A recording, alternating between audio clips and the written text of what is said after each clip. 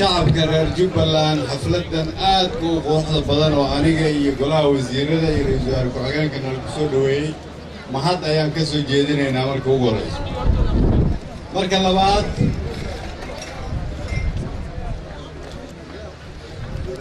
مركل بعد وحعداتي الكوليجيا إن شاء الله يتعلق كسر جديد اسمايو وكالي كالفرن كيبس دوبن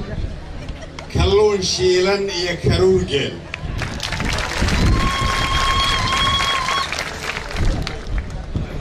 عبدو شاكيدين كيجري اسمايو إن يدتك مرتي جلسوا وحيخيب كان غطي تاريخ ضمن الصوماليات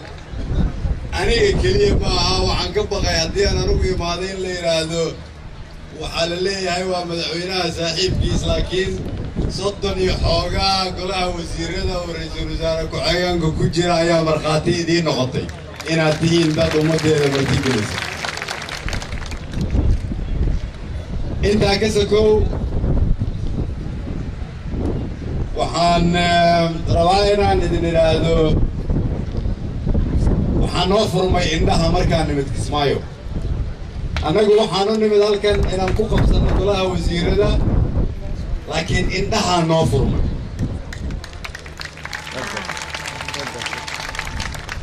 وحنو موقتي صوماليا كلا وحن أرجناي إفتين كدوان كيهرب وعايمد وزيرني إلى السعودية ميت كمدا واللي بكوا هو خبرته بدل مدا ويري مركان كسماية سؤال إنه يوان بقى هي سببته غير كي يقول حيران ورماشي بنا خانق ما نجوبته ويري مركو مقالة صومر مري وبطل كسو دباشي ورهركي أدري صورني ويري وأنا ماشي وكسو نخنخنا waxaan oo furmay indhaha sababtoo ah waxaan u nimid dad Soomaaliyeed oo annaga dawladnimo naga sugay ma aanan ogaaneen haddii aan xamar fadhi lahayn waxaan rabaa inaan idin sheego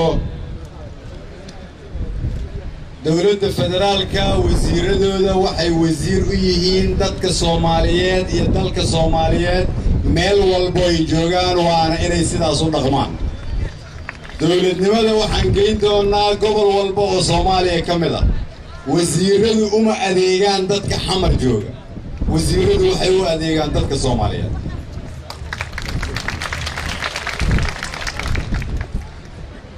waxaan rabaa inaan iraahdo dawladnimadii Soomaaliyeed way muuqataa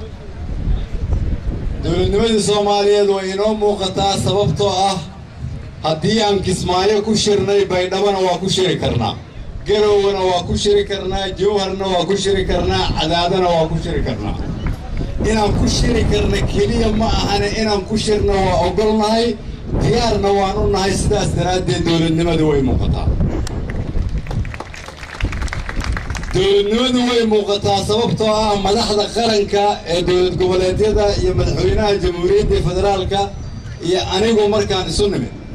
waxaan rabaa inaan idin sheego sirtii ka soo baxday shirka tii dhabta ahayd oo aan ahayn tii joornaalka lagu qoray waxaan ku heshiinay inaan Soomaali u shaqayno waxaan ku heshiinay inaan aqbalnay inaan dalka wada leenahay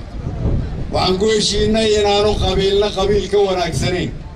waxaan ku heshiinay sida keliya oo karaamo lagu heli karo inay tahay inaan oogno Soomaalinimada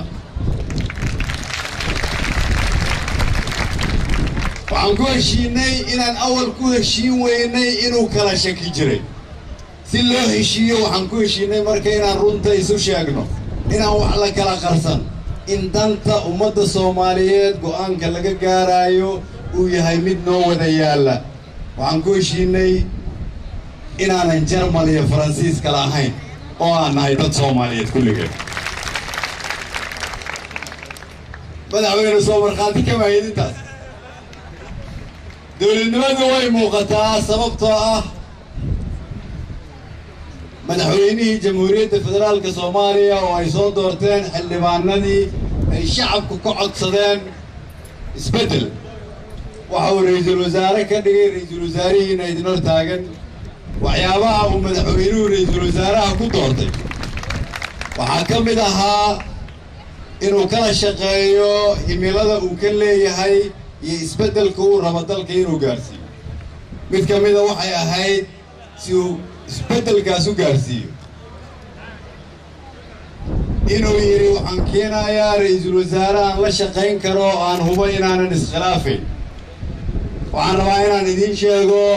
inaad markhaati ka tihiin idinku in aniga iyo madaxweynuhu aan si sharaf loo wada shaqeyn dowladnimadu way muuqataa sababtoo ah qof waliba oo u shaqeeya dowladda Soomaaliyeed sidii aan ra'iisul wasaare u noqday laga bilaabo bisha Janaayo ilaa hadda ciidan iyo shacab qofkii dowladda u shaqeeya waa la siiyay mushaarka oo xaq u lahaa dowladnimadu way muuqataa sababtoo ah waxaan u soo jeesanay inaan amniga wax ka qabanno waa aqbalnay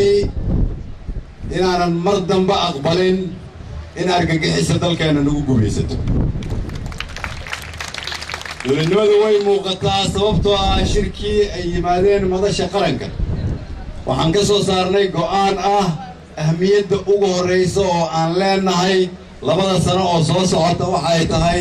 inaan xoreyno Soomaaliya kana xoreyno cadowga dowladnimadu way muuqataa sababtoo ah adduunyadu waxay noola dhaqantaa sida hore ka duwan ma ahan inay adduunyadu isbedeshay annaga isbedelnay annaga sharaf iyo karaamo naga arkeen annaga u sheegnay inay nagu caawiyaan sida annagu aan caawinaad u rabno dowladnimadu way isbedeshay sababtoo ah waxaad maqlayseen fanaaniintii halkan ka heesaysa caawa maqlayseen gabyaagii waa maqlayseen fanaaniintii waa maqlayseen fanaaniintii qurbaha ka timid oo maalmo kooban joogtay heesaha ay qarankooda u sameeyeen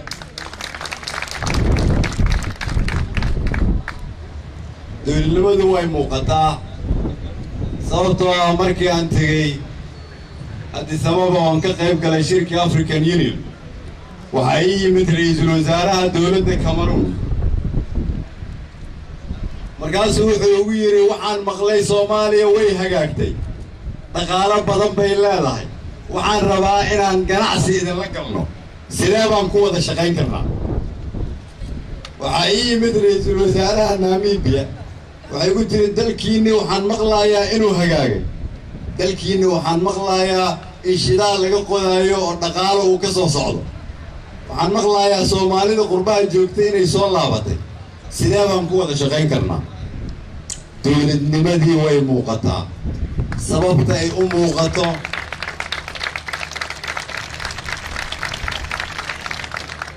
dowladnimadii way muuqataa sababta waxay u muuqataa waxay tahay shacabka Soomaaliyeed ayaa diyaar u ah dowladnimo madaxda dowlad goboleedyada ayaa midnimo Soomaaliyeed diyaar u ah madaxweynaha iyo ra'iisul wasaaraha u ah baarlamaanka labadiisa aqal ayaa diyaar u ah qurba joogta Soomaaliyeed ayaa diyaar u ah dowladnimadii way muuqataa si dowladnimada muuqata marka aan uga dhabayno waxa muhiim ah qof waliba meesha uu ka bilaabay inuu ka sii wado waxa muhiim ah inaan aqbalno dibku nagu dhacay inuu xumaa dibku nagu dhacay wuxuu keenay in maanta aniga indhahayga ay furmaan inaan tago meel la yiraahdo Gooboyn oo badweynta Hindiya iyo webigeena isku darsamaan oo arkaysid meesha ay iska gelayaan marka dul istaagtid waxaad isleedahay waa meelihii ay gaaladu dhihi jireen waa jannada adduunka marka aad quruxda ka hadlaysid laakiin dhulka Soomaaliya ugu kulul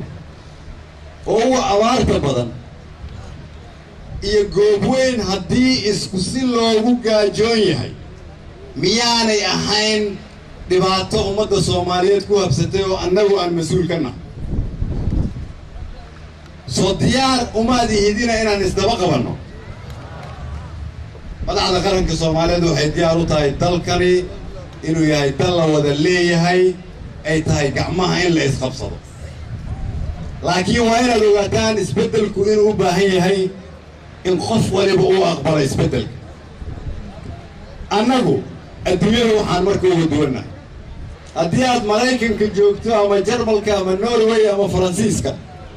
waxaad ku doodi kartaa isbeddel ma rabno sababtoo ah